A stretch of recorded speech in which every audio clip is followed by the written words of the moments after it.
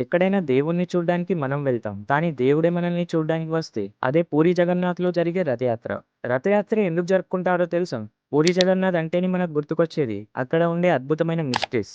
కానీ అవే కాకుండా ఇక్కడ జరిగే సాంప్రదాయాలు కూడా అంతే అద్భుతంగా, అంతే బ్యూటిఫుల్‌గా ఉంటాయి. రథయాత్ర మెయిన్‌గా 2 టైప్స్ ఉంటుంది. చాలా ఫేమస్ అయిన నవకళేబర యాత్ర ఒకటి అండ్ ప్రతి సంవత్సరం జరిగే రథయాత్ర ఒకటి.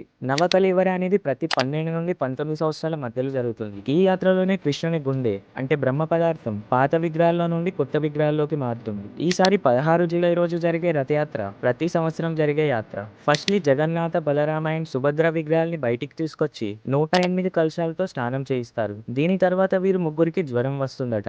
అందుకే 15 రోజుల పాటు గుడిని మూసివేస్తారు. దర్శనం ఉండదు. అండ్ లిటరల్లీ ఈ 15 రోజులు దేవుళ్ళకి ఔషధ మూలికలు ఇస్తారట. ఈ పీరియడ్ ఆఫ్ టైంని అనాసర అని అంటారు. వారికి జ్వరం తగ్గిన తర్వాత నేత్రోత్సవ అనే ఉత్సవం ఉంటుంది. ఇందులో దేవుళ్ళ కళ్ళని మళ్ళీ పెయింట్ చేస్తారు. ఇక ముగ్గురు రెడీ అయ్యాక మరుసటి రోజు రథయాత్ర ప్రారంభమవుతుంది. ఈ యాత్రలో జగన్నాథ, బలరామ, సుభద్ర రథాలను సిద్ధం చేసి గుడి వద్ద నుండి గుండీచామాత టెంపుల్ వరకు రథయాత్ర కొనసాగుతుంది. అండ్ ఇక్కడే ముగ్గురు 7 రోజుల వరకు ఉంటారు. గుండీచామాత టెంపుల్ ని బృందావనం లాగా కన్సిడర్ చేస్తారు. అంటే కృష్ణుడు పుట్టింటికి వచ్చి రెస్ట్ తీసుకుంటాడని అర్థం.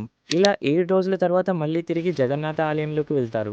ఇదంతా మీకు వినడానికి సిల్లీగా అనిపిస్తే దేవుని విగ్రహాన్ని దేవుని స్వరూపంగా భావించి స్వయంగా దేవునికి సేవ చేసే సాంప్రదాయం ఎక్కడైనా ఉందా? ఎంత గొప్ప సాంప్రదాయం అనేది ఒక్కసారి ఆలోచించండి. అక్కడ ఉన్నది ఓన్లీ విగ్రహాలు మాత్రమే కాదు, కోట్ల మందిని రక్షించే నమ్మకం, సృష్టిని పాలించే జీవం. అందుకే జగన్నాథునికి కంటిరెప్పలు ఉండవు. తను ఎప్పటికీ నిద్రపోడు. సృష్టి మొత్తాన్ని చూస్తూనే ఉంటాడు.